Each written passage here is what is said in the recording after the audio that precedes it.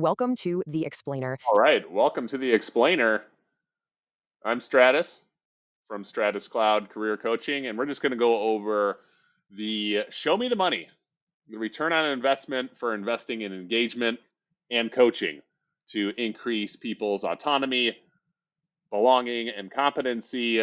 We're talking about real increases in profit and less costs for employees, and we're going to show it right here. I mean, this is the proof in the pudding, and that's why I'm sharing it. So let's get into it. Today, we're tackling a question that's haunted boardrooms for decades. What's the actual hard cash return on investing in your people?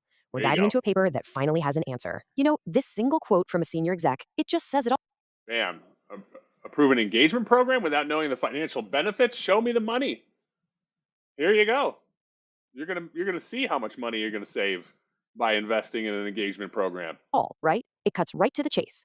Companies know happy employees are a good thing, but they've always struggled to prove it in the only language that really gets a budget approved: money. And that leads Money. us right into what this research calls the engagement paradox. It's a weird situation, isn't it? It's a bit Everyone hard to agrees fix. engaged employees are like a secret weapon, but for some reason, most companies just can't seem to figure out how to use it. Okay, just look at this number, Ooh, 13%. That means a mind blowing 87% of employees around the world are basically checked out. 87% of employees around the world are checked out. Let that sink in. If you have a company of 100 people, 87 of them are just like not feeling it, not giving anything above 100%, if 50% they're giving. They're not intrinsically motivated to work for your company or your organization or what you're doing. That's sad. We got to change that. They're either just showing up or, in some cases, actively working against the company. They might even be sabotaging your company. So, very important. It's not just a gap, it's a canyon. And after all these years of talking about it, we're still stuck. So what's going on here? Why can't we fix this? Well, the paper we're looking at today says the problem is twofold. First, it's what they call a theoretical mess. Honestly, nobody can even Yeah, it's tough to understand what engagement is, and then how do you prove it with an economic model. Looks like we're going to have the answers to come here. agree on what engagement is. And second, because of that confusion, nobody's been able to walk into the CFO's office and actually prove it's worth the investment. And this is what that theoretical mess looks like. I mean, just check out this table. Since the 90s, you've got all these different experts coming Some big names here: Kahn, Sachs. up with their own definitions. They're all good ideas, but as the paper says, they all live these parallel lives. They never connect, which leaves businesses totally confused about what to do. All right, so how do we fix this mess? The researchers propose we just cut through all that noise. Let's use a single, powerful framework that's been proven for over 40 years to explain what makes us tick. It's called self-determination theory. So what exactly is 40 years, self-determination theory has been around, and it's catching on really hot right now. self-determination theory, or SDT? It's a really well-tested idea that says, look, people naturally want to be engaged. We have this built-in drive to learn and grow. Yes, isn't that something? We just want to learn and grow because we just want to. That's it. This is proven.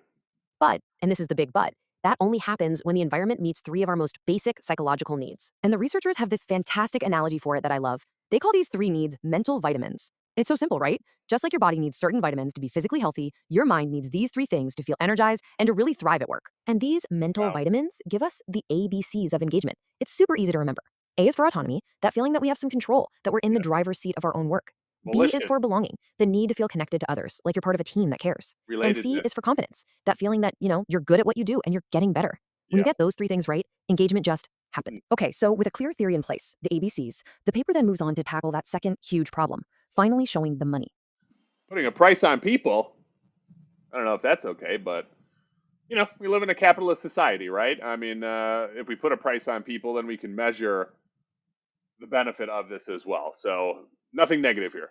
And to do this, they introduce a really clever way to calculate the financial impact of engagement. They call it the economic value added, or EVA model. Basically, this model gives you a 4-step playbook to stop thinking about people as a line item on a spreadsheet and start seeing them as value creators. There You you figure go. out what an employee costs.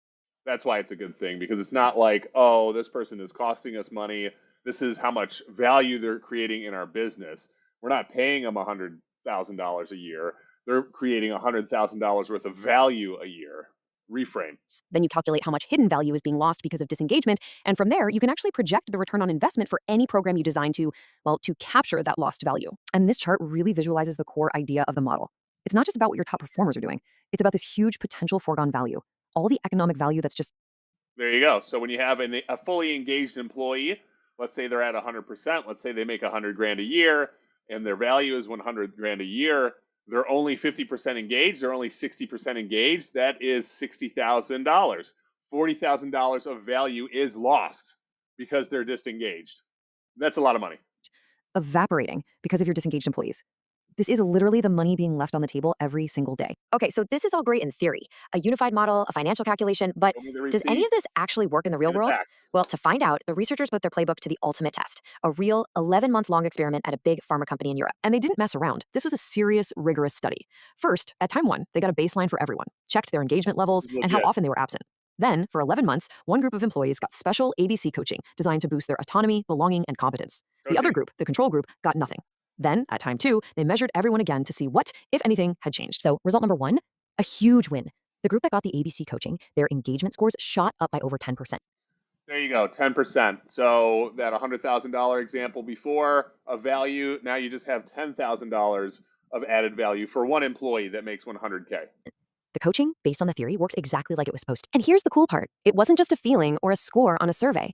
It had a real tangible effect on behavior. In that same group, the absenteeism rate plummeted. Another great one here. Okay, so we're talking about three less sick days in this time period. That is, again, big money when we think of how much we pay an employee, and you're paying for that sick time. So not only are you paying that out, but the value that is lost from those 3 days of work that the person isn't doing, you're basically doubling it up. So it's almost like 6 days of value here. We're talking about an average drop of almost 3 sick days per employee for the year. That's a real number any manager can get behind. But let's be real. This all comes down to the one big question, right? The moment of truth. What did this all mean for the bottom line? Did Mm-hmm. they show them the money? The final Mm-hmm. number is, well, it's stunning. The program delivered a Yeah. 148.5% return on investment. Let Wow. me say that again. For every single dollar they spent on this program, they got almost $1.50 back. So you are getting a return on investment on the engagement programs that you are putting in. 148%. That is the show me the money moment right there. In actual dollars and cents, that ROI meant the company created over $816,000 in new economic value.